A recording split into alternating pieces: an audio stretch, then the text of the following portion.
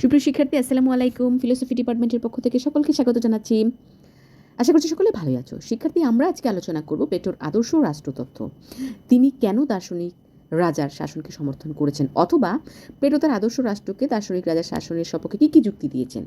একই প্রশ্ন বিভিন্নভাবে আসতে পারে। তো চলো আমরা আগে ভূমিকাটা দেখি। ভূমিকাটাতে আমরা কি লিখতে পারি।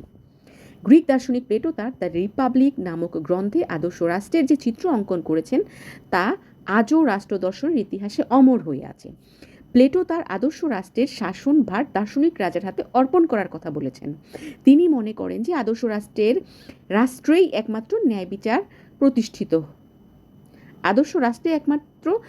বিচার প্রতিষ্ঠিত হতে পারে। যেটা প্লেটো আদর্শ রাষ্ট্রের কথা বলেছেন তা একটি সহজ সরল অনারম্ভ এবং স্বয়ংসম্পূর্ণ রাষ্ট্র।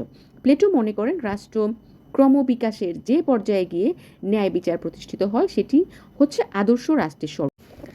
আর এই আদর্শ রাষ্ট্রের ন্যায় ভার যার উপর অর্পণ করা হবে বা ন্যস্ত থাকবে তিনি হচ্ছেন দার্শনিক রাজা, পরম জ্ঞানী, যুক্তিবাদী, সত্যের ধারক ও বাহক। এবার আসি আমরা প্লেটোর আদর্শ রাষ্ট্রটা কি। প্লেটো তার আদর্শ রাষ্ট্র উপস্থাপনের শুরুতেই ব্যক্তি ও রাষ্ট্রের মধ্যে সাদৃশ্য দেখিয়েছেন। তিনি বলেছেন the state is individual with large, কারণ মানব প্রকৃতিতে এমন কিছু রয়েছে যা রাষ্ট্রের উপযোগী এবং সমাজের উপযোগী। এই উপযোগিতাকেই তিনি সাদৃশ্য বলে ব্যাখ্যা করেছেন। মানুষ ও রাষ্ট্র এমন একটি ভিত্তির উপর প্রতিষ্ঠিত যার ফলে তিনি একটির জন্য যা ভালো অন্যটির জন্য তা ভালো হতে পারে না। যেমন মানুষ চেতনা ও রাষ্ট্রের চেতনা পৃথক করে দেখা যায় না, মানুষের চেতনা ও রাষ্ট্রের চেতনা পৃথক করে দেখা যায় না। রাষ্ট্রের চেতনা হচ্ছে নাগরিকদেরই চেতনা যখন তারা রাষ্ট্রের নাগরিক হিসাবে চিন্তা করে। আদর্শ রাষ্ট্রের বৈশিষ্ট্য। নিম্নে আদর্শ রাষ্ট্রের বৈশিষ্ট্যসমূহ তুলে ধরা হলো। প্রথমে যে বৈশিষ্ট্যটা আছে সেটা হচ্ছে প্লেটো তার আদর্শ রাষ্ট্র শ্রম বিভাগ ও বিশেষীকরণ নীতির উপর প্রতিষ্ঠিত করেছেন। এখানে যার যার কাজ যোগ্যতা অনুযায়ী ভাগ করে দেওয়া হয়েছে। দ্বিতীয় যে বৈশিষ্ট্যটা আছে সেটা হচ্ছে আদর্শ রাষ্ট্র শাসনের ক্ষমতা একমাত্র দার্শনিকের হাতেই ন্যস্ত থাকবে, কারণ একমাত্র দার্শনিকরাই হচ্ছেন যথার্থ জ্ঞানের অধিকারী। পরের বৈশিষ্ট্যটা হচ্ছে একমাত্র আদর্শ রাষ্ট্রেই যথার্থ ন্যায় বিচার প্রতিষ্ঠিত হবে। এর পরের যে বৈশিষ্ট্যটা আছে অর্থাৎ 4 নম্বর বৈশিষ্ট্যটা হচ্ছে আদর্শ রাষ্ট্র আইনের কোনো প্রয়োজন থাকবে না। আদর্শ রাষ্ট্রে আইনের কোনো প্রয়োজন থাকবে না। এই রাষ্ট্র আইন ভিত্তিক নয় বরং ব্যক্তিভিত্তিক।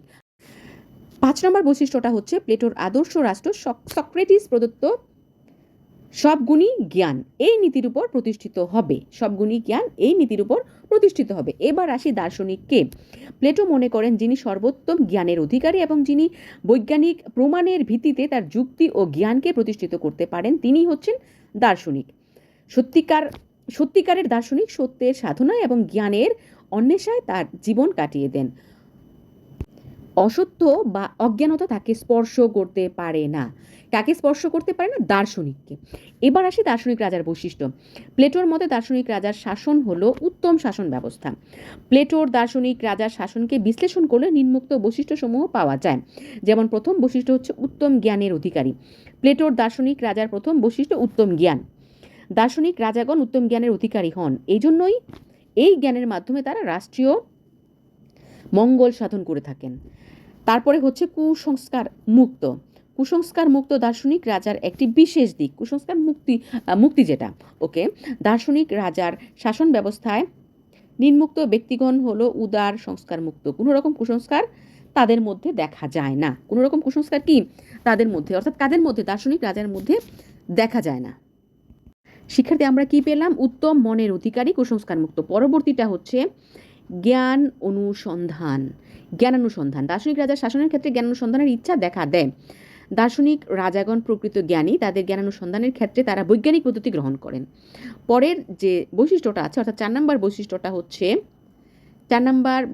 হচ্ছে মোহ মুক্তি।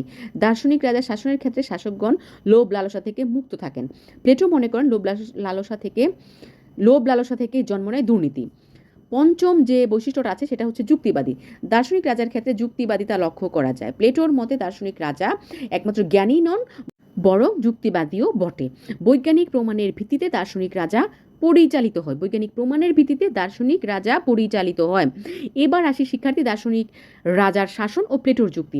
প্লেটো তার রিপাবলিক নামক গ্রন্থে ন্যায় বিচার ও আদর্শ রাষ্ট্র সম্পর্কিত আলোচনায় অত্যন্ত দৃঢ়তার সাথে ঘোষণা করেন যে শাসনের ক্ষমতা একমাত্র দার্শনিক রাজার হাতেই ন্যস্ত হওয়া উচিত। কেননা উনি কিন্তু বলেছেন দার্শনিক রাজার হাতে ন্যস্ত করা উচিত এবং কারণও দেখিয়েছেন। যেমন প্রথম হচ্ছে আদর্শ রাষ্ট্র প্রতিষ্ঠা। প্লেটোর একমাত্র লক্ষ্য ছিল আদর্শ রাষ্ট্র প্রতিষ্ঠা। আর আদর্শ রাষ্ট্র প্রতিষ্ঠার ক্ষেত্রে দার্শনিক রাজা ব্যতীত অন্য কারো উপর প্লেটো নির্ভর করতে পারেননি, কেননা প্লেটোর দার্শনিক রাজাই ছিলেন আদর্শ রাষ্ট্রের মূল ভিত্তি। এর পরের যে কারণটা সেটা হচ্ছে গণতন্ত্রের প্রতি অনীহা।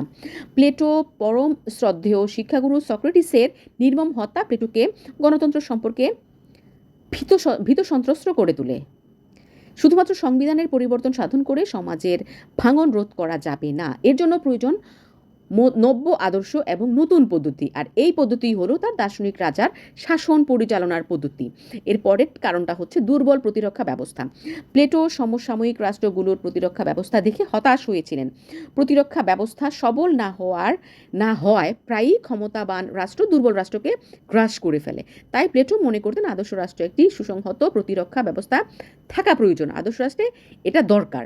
এরপরে যেটা কারণ বলেছেন সেটা হচ্ছে অভিজাত কেন্দ্রিক মনোভাব। প্লেটো ছিলেন অভিজাত পরিবারের সন্তান, তাই তার চিন্তাধারা অভিজাতদের শাসন ব্যবস্থার পক্ষেই রায় দিয়েছিল।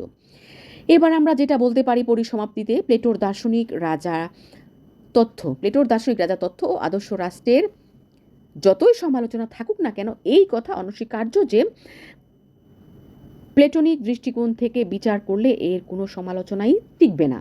প্লেটো বাস্তব রাষ্ট্রের ত্রুটি বিচ্যুতির ভিত্তিতে আদর্শ রাষ্ট্রের নকশা অঙ্কন করতে চেয়েছেন। কাজেই বাস্তব রাষ্ট্রের সঙ্গে তার আদর্শ রাষ্ট্রের সংঘর্ষ অনিবার্য। প্লেটো যে জ্ঞানসমূহ অকৃত্রিম শাসকের কথা বলেছেন, জ্ঞান সমৃদ্ধ অকৃত্রিম শাসকের কথা বলেছেন, সত্যিকারে সেরকম হাতে যদি শাসনভার অর্পণ করা যেত তাহলে আজকের সমস্যায় জর্জরিত রাষ্ট্রের অনেক সমস্যাই সৃষ্টি হতো না। আজকের যে সমস্যার জর্জরিত রাষ্ট্র, সেটার কোনো সমস্যাই আসলে তখন সৃষ্টি হতো না। মানুষের মূল্যবোধ জগতে আজ যে সংকটের সৃষ্টি হয়েছে, মানুষের মূল্যবোধের যে সংকটের সৃষ্টি হয়েছে, প্রকৃতপক্ষে দার্শনিক রাজার শাসন সম্ভবপর হলে এই সমস্যার সৃষ্টি হতো। শিক্ষার্থী, আশা করি তোমরা বুঝতে পেরেছো। আজ এ পর্যন্তই। ভালো থেকো। আল্লাহ হাফেজ। আসসালামু আলাইকুম।